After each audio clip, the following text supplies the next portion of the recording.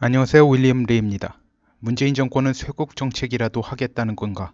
김정은 블라디보스톡 간 거 속된 말로 완전 파토난 거 굳이 설명할 필요가 없게 되었네요. 아무리 그래도 그렇지 푸틴에게 저주까지 하면서 헤어지면 나중엔 어쩌자는 건지 모르겠습니다. 제가 말씀드리는 건 칼을 선물한 겁니다. 나중이라는 게 없을 거라고 단정하는 것 같네요. 본인이 본인 운명을 예감한 것 같기도 합니다. 이건 제 뇌피셜이긴 한데 김정은은 두 가지 선물을 준비했을 겁니다. 일이 잘 풀렸을 때 줄 거와 일이 잘 안 풀렸을 때 줄 거 말이죠. 푸틴에게 검을 준 거 보면 일이 잘 안 풀린 것으로 보입니다. 그런데 푸틴도 김정은에게 검을 주었습니다. 그리고 잽싸게 김정은에게 동전을 주면서 자기가 악의로 검을 주는 것이 아닌 걸 표시한다고 했습니다. 그러나 살펴보면 이는 푸틴이 얼른 자기가 받은 선물에 대한 액막이를 한 것임을 알 수 있습니다. 김정은에게 거짓말을 한 거죠. 자기는 김정은과 불길한 선물을 주고받았는데 상대를 배려하는 척하며 자기만 액막음을 한 겁니다. 오랜 기간 KGB에서 근무한 사람답게 그 순간 그 상황에서 즉흥적인 기지를 발휘한 겁니다. 이 사람 공산주의 시절 소련의 영광을 그리워하면서 미신에 상당히 신경 쓰니 좀 우습습니다. 푸틴이 이럴 수밖에 없는 이유가 있습니다. 러시아 현행 헌법에 따르면 푸틴은 2024년 러시아 대선에 출마할 수 없습니다. 그 이전에 4년 연임 가능, 3연임 불가능이었던 걸 6년 연임 가능, 3연임 불가능으로 개정한 때문입니다. 그전 헌법에서 3연임 금지에 막히자 자기의 총리였던 메드베데프를 차기 대통령으로 밀고 메드베데프는 한 임기를 마친 뒤 연임을 포기하고 푸틴을 도로 대통령으로 미는 식으로 했었죠. 그런데 문제가 생겼습니다. 푸틴이 다시 대통령이 된 이래로, 그러니까 메드베데프로부터 대통령직을 다시 물려받은 후에 국민 지지율이 계속 하락하고 있어 2018년 대선에서도 별 황당한 수를 다 동원해서 국민 저항을 누르고 간신히 재선했습니다. 이 단초가 된 건 크림반도 사태에 의한 국제 제재와 유가 폭락에 의한 경제적인 파탄을 제대로 다루지 못하고 있다는 국민들의 불만입니다. 그런데 최근까지 두 가지 문제가 전혀 해결되지 않다가 베네수엘라 사태, 이란 핵 제재로 인한 전 세계 원유 공급량 감소로 인한 유가 상승으로 러시아 경제의 숨통이 트일 기미를 보이고 있습니다. 언급한 두 가지 문제가 그대로 가면 푸틴의 권력은 2024년이 되면 끝날 위험이 지속적으로 커질 수밖에 없었습니다. 푸틴이 이 문제를 상당히 신경 쓰고 있는 건 당연한 일입니다. 5년이나 남은 것 같지만 5년 후에 권력을 완전 상실할지도 모른다는 두려움을 도저히 억누를 수 없을 수밖에 없습니다. 게다가 그동안 정적을 워낙 많이 만들었고 대통령 재임하면서 이런저런 구린 것들이 많으니 더욱 그럴 수밖에 없습니다. 지금 현재로 봐선 제 짐작으로는 트럼프와 푸틴이 베네수엘라에 대한 모종의 약속을 한 것으로 보입니다.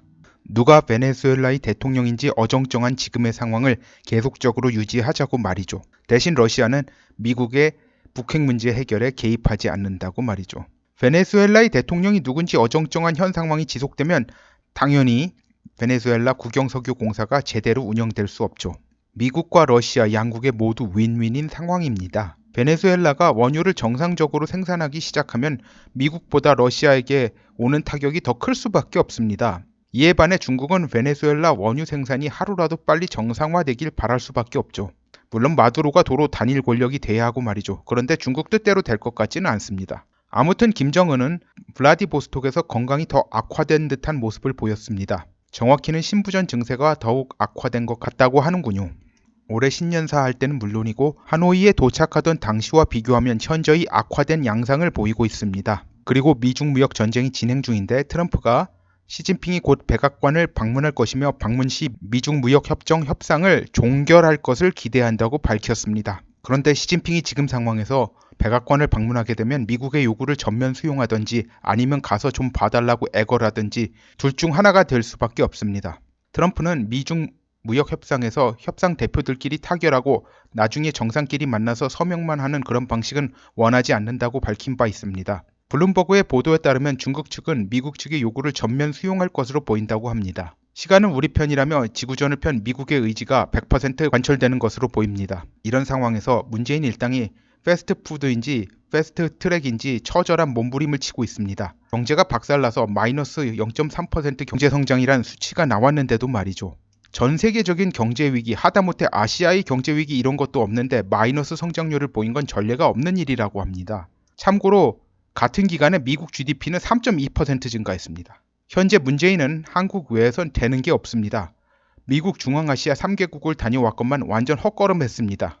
한국 내에서만 우물한 개구리 왕으로 군림할 수 있으면 우물 밖에서 뜻대로 되는 일이 하나도 없더라도 괜찮을 거라 보고 있는 것 같이 행동하고 있습니다. 5월 3일부터 이란산 초경질유의 수입이 전면 금지됩니다. 초경질유는 한국이 근간산업 중 하나인 석유화학산업에 있어서 결정적으로 중요한 원료입니다. 그동안 이란산 원유 의존도를 줄이지 못한 게 기업 책임이라는 사람이 있는데 인건비가 단기에 엄청나게 올라가게 된 상황에서 생산 원가를 올릴 수밖에 없는 수입선 대체를 하려면 엄청나게 힘듭니다.